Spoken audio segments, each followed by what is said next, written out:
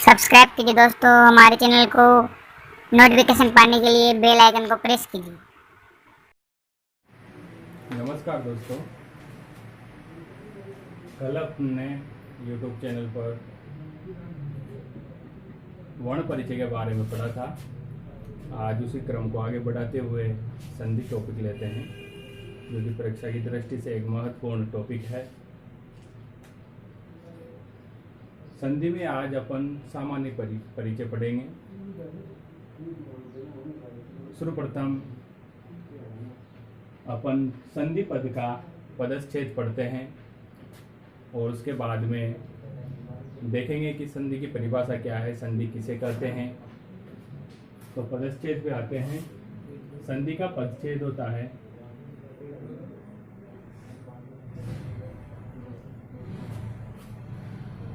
इसमें सम उपसर्ग होती है, दा धातु होती है और की प्रत्यय, इन तीनों शब्दों से मिलकर के बनता है संधि। यहाँ पर दा धातु ये मूल स्वरूप में दूधाएं होती है, दूधाएं होती है। यहाँ पर दू और ये की इत संज्ञा हो करके सिर्फ धा बचता है, जो अपना एक धातु के रूप में आती है। दा धातु में हमेशा की प्रत्यय लगता है। अगर दा धातु के पीछे की प्रत्यय हो और आगे उपसर्ग हो तो वो शब्द हमेशा नित्य पुल्लिंग में चलता है। तो देखो, संधि शब्द हमेशा नित्य पुल्लिंग में चलेगा।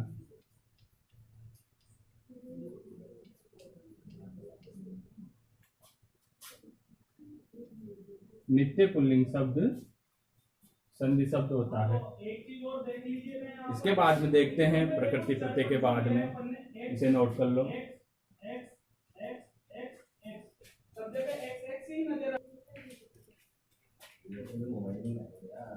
पदच्छेद के बाद में संधि की परिभाषा देखते हैं। संधि की परिभाषा देखने से पहले संधि शब्द को समझ लेते हैं। संधि शब्द किसे कहते हैं? संधि शब्द वहां पर होता है जैसे दो वर्ण जो कि आपस में मिलना चाहते हैं और उन्हें मिला करके एक नया वर्ण बनाते हैं, उसे संधि कहते हैं। जैसे अ प्लस अ। अब ये दोनों वर्ण समानार्थी है, तो ये दोनों मिलकर के एक वर्ण का निर्माण करते हैं और ये दोनों मिलकर के एक वर्ण का निर्माण करेंगे जिसका नाम है आ। इसी को ही संधि कहते हैं। संधि शब्द के बाद में आप देखो परिभाषा, दो या दो से अधिक वर्णों के मेल से उत्पन्न विकार को संधि कहते हैं। यानी संधि शब्द में दो या दो से अधिक, कम से कम दो शब्द और अधिक से अधिक जितने भी हो शब्द होने चाहिए, वर्ण होने चाहिए। उन वर्णों के आपस के मेल से उत्पन्न विकार को संधि कहते हैं। इसके बाद में देखते हैं, इसे नोट कर लो। इसके बाद में देखते हैं संधि के भेद। संधि के भेद, अब देखो, संधि के तीन प्रकार के भेद होते हैं, जिसमें पहला है स्वर संधि, दूसरा है व्यंजन संधि, तीसरी है विसर्ग संधि।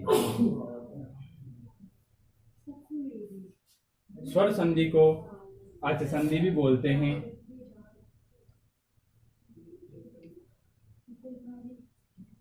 व्यंजन संधि को हल संधि भी बोलते हैं।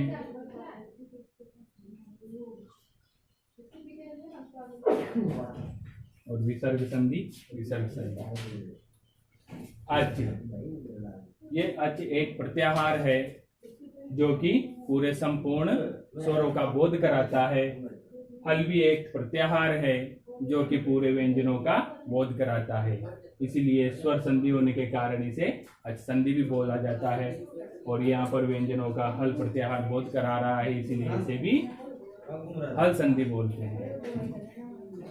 नोट कर लो इसे।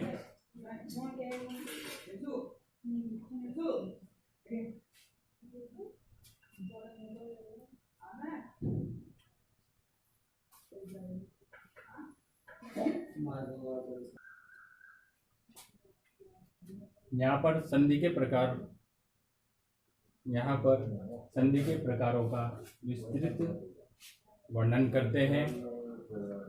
संधि के प्रकारों में अपन ने पढ़ा है स्वर संधि, व्यंजन संधि, विसर्ग संधि। स्वर संधि को अच संधि भी बोलते हैं, व्यंजन संधि को हल संधि भी बोलते हैं। इधर देखो, अपनी जो पिछली वीडियो क्लास थी उसमें वर्ण परिचय पढ़े थे। वर्ण परिचयों में अपन ने स्वर और व्यंजनों में कौन कौन से वर्ण आते हैं ये देखे थे। तो उन्हीं को माध्यम बनाते हुए यहाँ पर आगे समझने का प्रयास करते हैं। स्वर संधि, स्वर संधि किसे कहेंगे कि जब दो स्वर आपस में मिलकर के कोई विकार उत्पन्न करता है तो उसे स्वर संधि कहते हैं। व्यंजन संधि, व्यंजन संधि में जब दो व्यंजन या एक स्वर या एक व्यंजन आपस में मिलकर के विकार उत्पन्न करते हैं तो उसे व्यंजन संधि कहते हैं। विसर्ग संधि, विसर्ग संधि में विसर्ग का श, स और स, ये तीन प्रकार के श होते हैं। श, और स, इसका निर्माण होता है विसर्ग से, तो उसे विसर्ग संधि कहते हैं। आगे देखते हैं स्वर संधि। स्वर संधि में जैसे दो स्वरों से उत्पन्न विकार को, जैसे अभी एक स्वर है और दूसरा स्वर आ, ये दोनों स्वर है आपस में, तो इन दोनों स्वरों के मेल से जो विकार उत्पन्न हो रहा है वहां पर विकार आ रहा है, नया पद बन रहा है या, इसी को ही स्वर संधि कहते हैं। परिभाषा हम देखते हैं। स्वर संधि की परिभाषा, स्वर संधि की परिभाषा है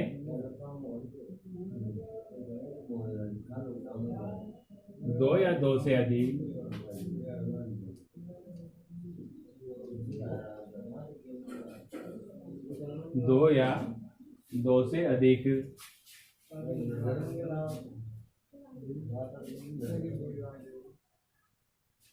स्वरों के मेल से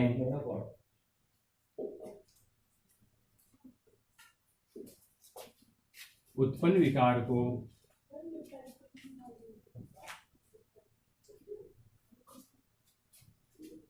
स्वर संधि कहते हैं।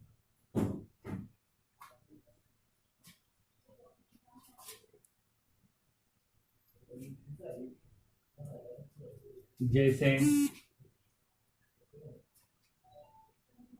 स्टॉप, जैसे देखते हैं अ प्लस अ बराबर आ। यहाँ पर स्वर संधि का एक भेद है, दीर्घ संधि, वो दीर्घ संधि होती है, यानी अ भी एक जैसा वर्ण है, इसी का ही जैसा वर्ण पीछे अ आ रहा है, तो दोनों मिलकर के दीर्घ एकादेश हो जाते हैं, यानी उसका बड़ा रूप बना देते हैं। तो यहाँ पर भी दोनों स्वर है, दोनों स्वर अगर आ रहे हैं तो फिर वहां पर स्वर संधि होगी। इधर भी देखो ई एक स्वर है और पीछे भी अ है, ई प्लस अ बराबर या, तो यहाँ पर ई भी स्वर है और अ भी स्वर है, तो ये दोनों के मेल से यह बनता है, इसी को ही स्वर संधि कहते हैं। आगे देखो स्वर संधि के भेद पढ़ते हैं।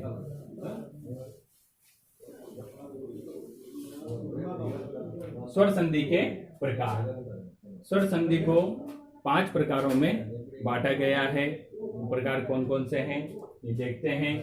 सबसे पहला प्रकार है वृद्धि संधि। उसके बाद में दीर्घ संधि,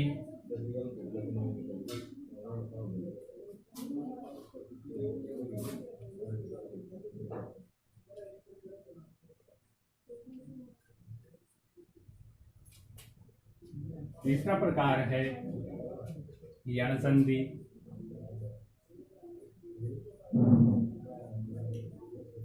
चौथा प्रकार है गुण संधि,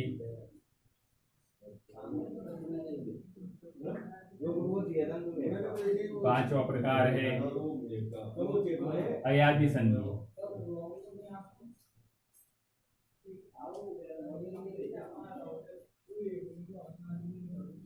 ये तो स्वर संधि के मुख्य प्रकार है। इनके अलावा 3 प्रकार और हैं जो कि क्रमशः है पररूप संधि,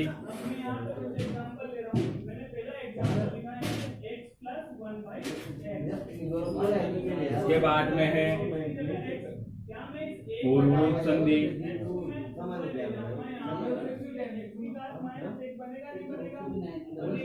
और एक और है प्रकृति भाव संधि। तो देखो जो चर पद है x, उसमें x की घात -1 आ रही है। -1 पूर्ण संख्या नहीं है, तो जब प्रकृति भाव संधि। ये बहुपद भी नहीं होगा। देखो एग्जांपल देखो, यहाँ पर स्वर संधि के कितने प्रकार हैं? 5।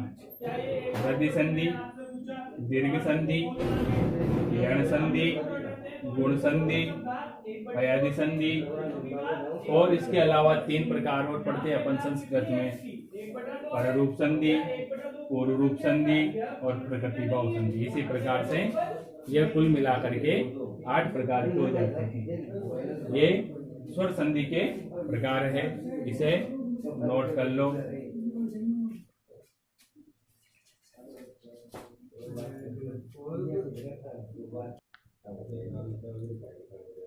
आज की क्लास यहीं तक। कल अपन पढ़ेंगे स्वर संधि के जितने भी प्रकार हैं उनका विस्तृत विवेचन करेंगे, विस्तृत प्रकार से पढ़ेंगे, एक एक संधि को लेकर के पढ़ेंगे। धन्यवाद।